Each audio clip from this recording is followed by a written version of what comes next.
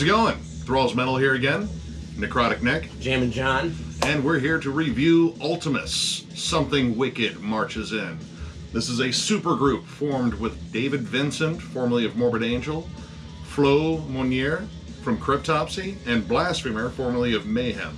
This was one that I was super excited about as soon as I heard it. Me too. And Season of Mist generally doesn't disappoint, so I was pretty much right on board. Yeah. Little apprehensive about supergroups because you generally get that whole some of the parts don't equal the whole. Right. Sometimes it doesn't sound like it should. Yeah. Yep.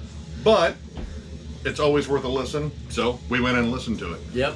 And right off the bat, Something Wicked marches in.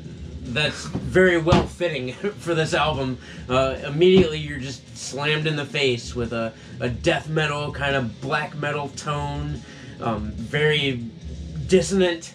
It really balances the subgenres well, and you'll hear them immediately. Sets the pace from the start of the record. Again, Something Wicked marches in, which is the first song. That's what you hear right off the bat. It has a really good, like, evil, creepy atmosphere, bordering on gothic. Yep.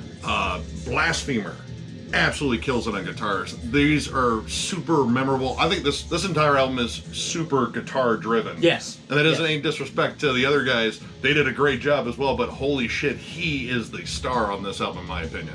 It's just non-stop. You can hear every pick stroke. Very well syncopated for something that is as kind of dissonant as this. Like, the whole record sounds like it was recorded in an empty hall, which is really cool. Like, definitely, what I really liked about it, and this goes into supergroups as well, it's very cohesive. Like, it doesn't sound like, oh, this is a Morbid Angel part, and this is a Mayhem part, and this is a Cryptopsy part. It sounds like a fresh band that just got on the same page, like, okay, this is what we want to do. And the songwriting is fantastic. I mean, these guys are all veterans. Yeah, and I will say this too, David Vincent sounds the best that he's sounded in possibly the last decade. Excellent use of not only his awesome deathcore, he has got one of the best. Yep. But he also throws in some real cool chanting, clean vocals that add a lot of like atmosphere. And they're not overly prevalent in the album, but they do make an appearance. It really shows kind of a diversification of what he's capable of. Yeah. Which is something you don't often get from that man. No, you get like a couple of blurps here and there, and then generally, but he actually put some effort. Like, there's a clean sung bridge in the song Monolith that it really works. It kind of just breaks up that moment, makes that moment really stand out. Personally, one of my favorites on here, not only Monolith we already brought up, I love that song. That was I think that was the second song I heard because they released that track early. Fantastic. Everlasting. Everlasting. Everlasting is so heavy it hurts. It got the sour face when I listened to it. It was nuts. I loved it. Had it like instantly right out of the gate. The riff that picks up is just reminiscent of Slayer, Sodom, just heavy balls out thrash, and it just fucking clobbers you. It is one of the most intense songs on here. And again, one of the songs that stood out for me was Total Destroy, which again is a very fitting name because that song from start to finish just kicks you in the balls. Like, that was a perfect little mishmash of all those three genres. You get death metal, thrash metal, black metal all in one. I really loved Flo's performance on this.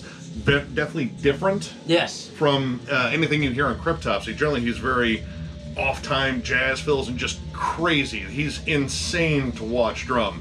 This he's actually just straightforward in the pocket and just tastefully doing these cool little fills. And his drums sound fantastic. So usually you get from any death metal album really, where you get cymbals that kind of all just melt together and you can't really differentiate between what's being hit. It just kind of melts into the background, and I mean, you could hear legit every drum stroke he made, every tom that he hit, every cymbal that he hit. The snare really pops. The kick drum doesn't sound clicky, which is cool. It is definitely a break from what he does in Cryptopsy. Which, again, it doesn't sound like they're bringing in bits from the other bands, which is very refreshing. It sounds like they're putting forth a new sound for this group it takes away again from the supergroup and just makes it like a whole new band, which is what you want ultimately. I mean, the only negatives I could think about on this one is some of the lyrics are cheesy, but you're going to run into that in death metal, so that's pretty much a wash there. And my take from it was the songs end really abruptly. Mostly an abrupt stop to it. But, I mean, the songwriting was fantastic throughout, and you stayed interested. And one thing I like seeing in albums is it's well-paced, whereas songs don't run into each other. Yep. Like, you get different feels from different tracks. Like, Monolith isn't preceded by a song that sounds like Monolith at all. In fact, one of the more slow, dirgy songs on there, I can't remember the title offhand, is the one that precedes Everlasting. And it was a night and day difference. So it gives time for those songs to actually stand out in your head. Yeah, you can tell the songs apart. Like, you'll be able to flip through and go, okay, this is Total Destroy. Okay, this is definitely Everlasting. Like, you know, as you listen to it more, I'm sure, because I'll jam it. I'm going to jam it a lot in the car especially, but I'll be able to go, oh yeah, this is this song, or, you know, I'll click to track 3. I really like track 3. The point is you'll be able to tell the difference between the songs. And that's super important. Like, there's a lot of great songs that get lost in the shuffle when they're surrounded by songs that sound very similar. Yep.